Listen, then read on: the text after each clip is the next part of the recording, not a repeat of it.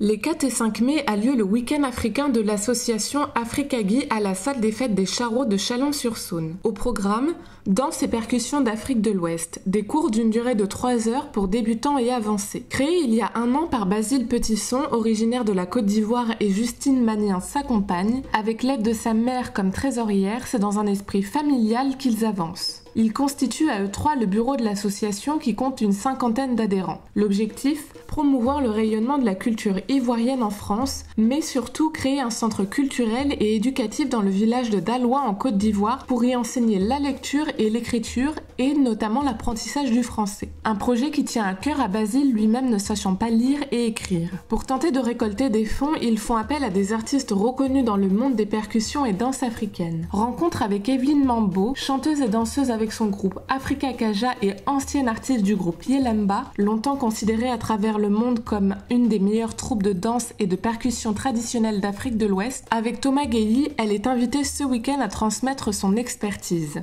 Je suis née à Abidjan, dans la capitale. J'ai fait le ballet qui s'appelle Yelemba d'Abidjan. J'étais la chorégraphe de cette troupe-là. Je suis professeur de danse et je chante aussi. Voilà, je vis de ma passion. Une passion qui l'emmène à parcourir le monde et les routes de France jusqu'en Bourgogne à la rencontre de nouveaux élèves. La danse, c'est en moi, dans ma famille. Nous sommes, comme on dit, des griots. Griot, ça veut dire mon père, ma mère, ma grand-mère, mon arrière-grand-père. Tout cela, c'est ma grand-mère chanteuse et mon grand-père, il est guitariste.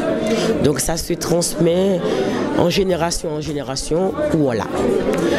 Donc aujourd'hui, ça fait je voyage beaucoup et j'arrive ici. Donc Basile qui me contacte et j'arrive ici. Donc je continue toujours mon parcours, c'est de pouvoir donner mon savoir-faire et transmettre aussi.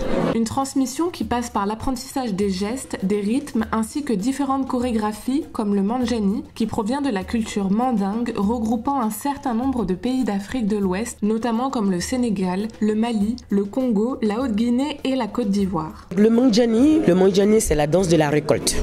La danse de la récolte et la danse où on va s'aimer, le Mandjani. Donc il y a les chants qui vont avec. Les hommes ils partent au champ avec les dabas, tout, ils labouent la terre.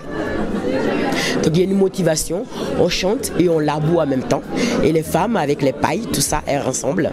Voilà, donc cette danse, on appelle ça le Mandjani. Mandjani, c'est la danse de la récolte. C'est une danse qui est joyeuse, déjà ça fait.